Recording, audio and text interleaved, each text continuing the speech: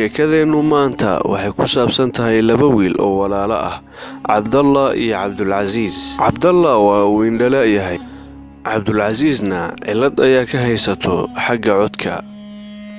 Hase yeeshee waxay ahaayeen laba walaalo oo aad isku jecel, midba waxa uu dhammaystiray midka kale waxa ka dhiman. Xilli ardayda dhammaantood ay ku guda jireen cunto cunid, waxay go'aansadeen inay ka sheekaystaan halkii ay ku qaadan doonaan ciidda soo socoto. Mid ardaydii ka mid ah waxa uu yidhi, anigu waxaan ciidda la soo qaadan doonaa adeerkay.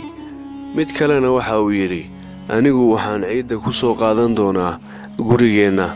Gabar ardaydii ka mid ah ayaa waxa ay weydiisay Cabdullah, xaggee ayaad ku qaadan doontaan farxadda ciidda?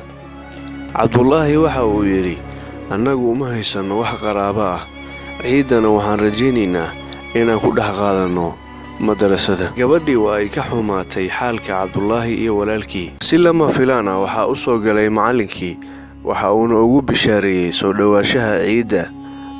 Waxa uu yidhi, ardayda qaar waxay la soo qaadan doonaan farxadda ehelkooda, wayna fasaxan yihiin, halka kuwa kale ay farxaddooda ku qaadan doonaan madrasada dhexdeeda, waxayna la tukan doonaan ciidda macallimiinta. Macallinkii waxa uu qaybiyey ardayda lacagtii ay ku iibsan lahaayeen dharka ciidda.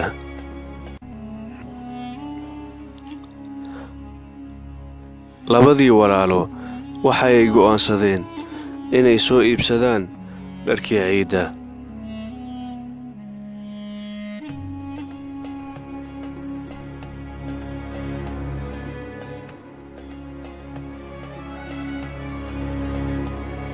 Maalintii xigtay, ardaydii dhammaantood waxay qaateen dharkoodii, waxayna aadeen halka iyo guryahoodii si ay ula soo qaataan farxadda ehelkooda. Kumana soo harin madrasada waxaan ka ahayn labadii walaalo. Macallinkii waa uu soo kormeeray, waxa uuna arkay inaysan weli seexan. Waxa uu ka damiyey nalka si ay u seexdaan. Hase yeeshee hameenkaasi waxay ku jireen daawashada sawirkii hooyadood, si ay u xasuustaan hooyadood.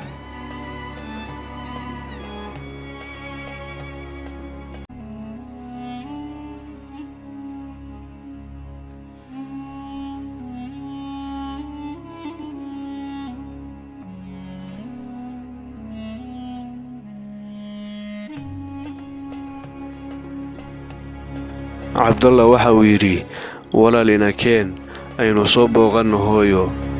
Walaalkii waa uu ku raacay, waxayna diyaarsadeen dhammaan alaabtoodii.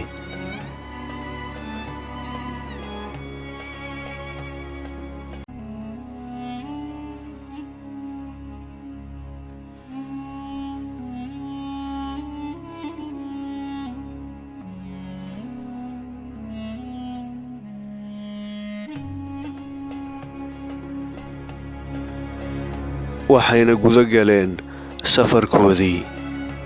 Labadii walaalo waa ay ka dhaqaaqeen madrasada.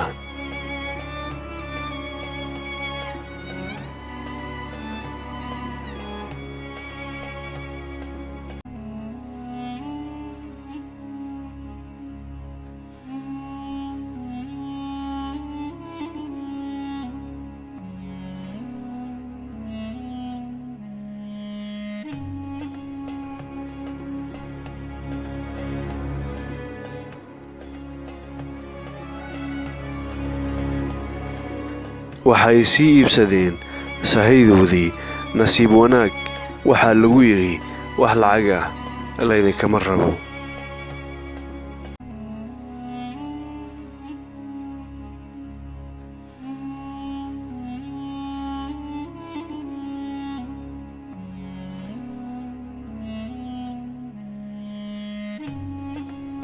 Waxa ay fadhiyeen boostaajada muddo aad u dheer, gaari walbana waxa uu ahaa mid buuxo. Cabdallah waxa uu yidhi, walaal aan kiraysanno gaari taksi ah. Walaalkiina waa uu ku raacay. Waxay kiraysteen gaari taksi ah.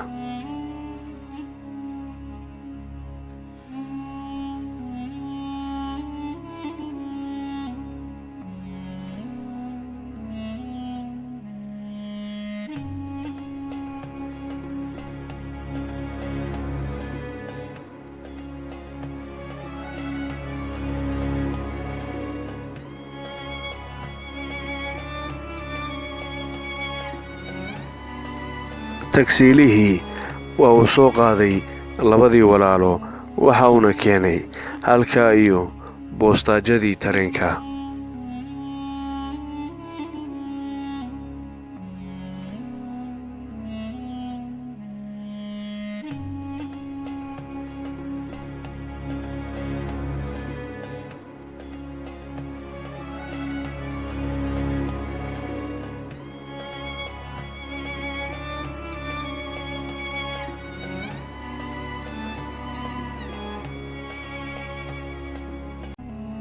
nasiib darro waxay la kulmeen dhibaato. waxaa lagu yidhi tareenka waxaa ka bannaan oo keliya hal tigidh. sidaa darteed waxay ku qasbanaadeen inay ka haraan tareenka.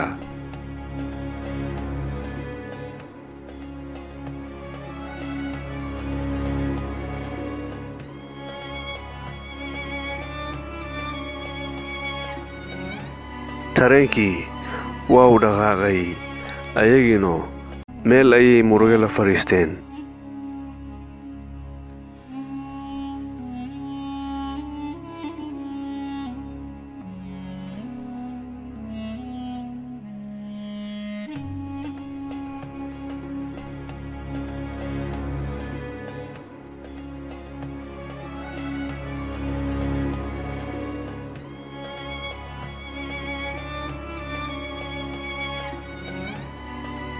si lama filaan ah, Cabdalla waxa uu maqlay nin leh waxaan u socdaa tuuladii ay u socdeen.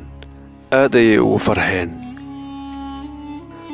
labadii walaalo waxay saaran yihiin gaarigan, hase yeeshee darawalka ma ogo.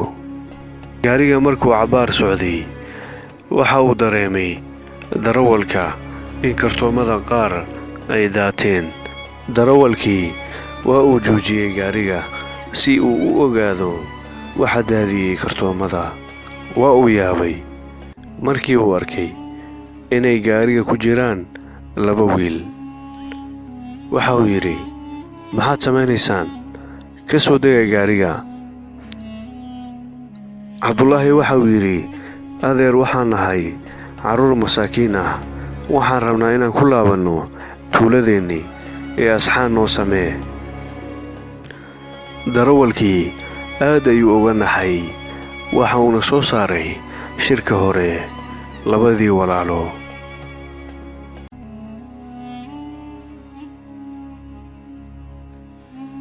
maalintii xigtay labadii walaalo way soo gaareen tuuladii ay rabeen.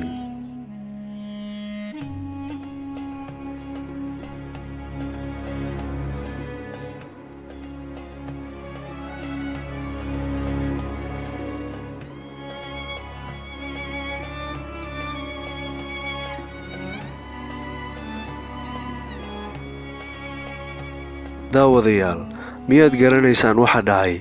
labadii walaalo waxay galeen mid ka mid a masaajidda.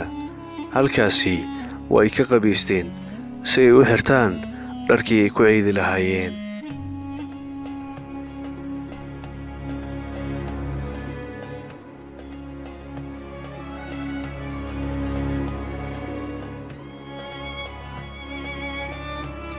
macallinkii waa uu waayey labadii walaalo. waa uu soo raadiyey, waxa uuna arkay warqad ay ku qoran tahay, macallin, ciid wanaagsan. waxaan aadnay halkaa iyo hooyadeen si aan ula soo qaybsanno farxadda ciidda. labadii wiil waxay aadeen halkaa iyo qabrigii hooyadood si ay ula ciidaan hooyadood. labadan walaalo hooyadood aad ayay u qiimeeyeen, xitaa markii ay ka geeriyootay kadib. labada wiil waxay ahaayeen agoommo, qisadan waxay ahayd qiso murugo leh, hase yeeshee daawade hooyada haddii ay ku nooshahay farxad la qaado lana wadaag asxaabta fiidiyogan like-tana ha ka iloobin. mahadsanid.